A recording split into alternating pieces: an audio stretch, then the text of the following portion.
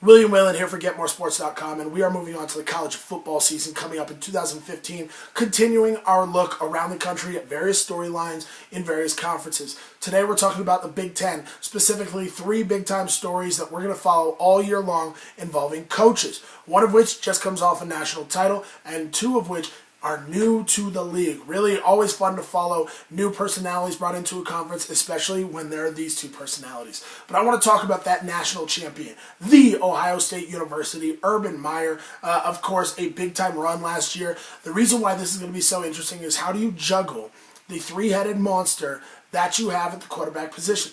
How do you bring back expectations? How do you bring guys back humble? How do you bring them back hungry? How do you bring 2 quarterbacks along on a road trip, bring them along in practice on a Wednesday in the middle of the season when they know that at one point they were a Heisman Trophy contender? How do you do that?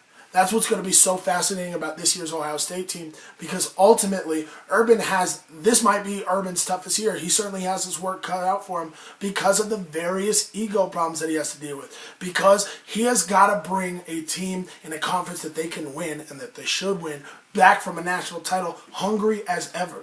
Because guess what? Some people see last year as a fluke.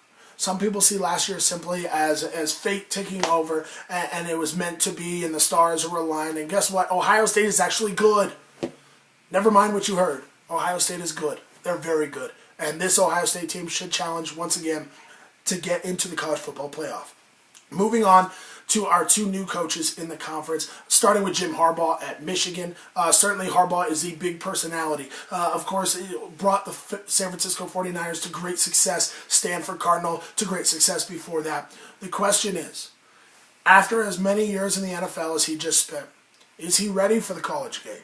Does he still have the energy for the college game? Well, guess what? I think that was answered recently. Of course, Harbaugh's always going to have antics. He's always going to be a guy that puts on a show. But that took new meaning recently. Getting involved with the Michigan student council elections, the student government elections. I mean, Jim Harbaugh is a nutcase. We know that. But it's also why he's so much fun. And it's also why he's so successful. Because he is so balls to the wall at all times that he is perfect for the University of Michigan. He's exactly what they need.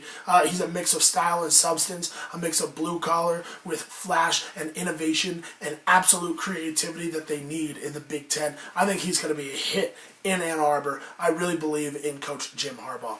Moving on to Lincoln, Nebraska, of course dealing with Mike Riley coming over from Oregon State. Riley was a legend at Oregon State, an absolute fixture, a statue if you will.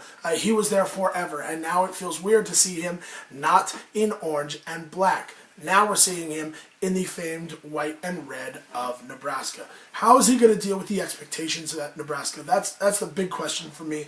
When you win at Oregon State, everybody celebrates. When you lose, they look forward towards next year.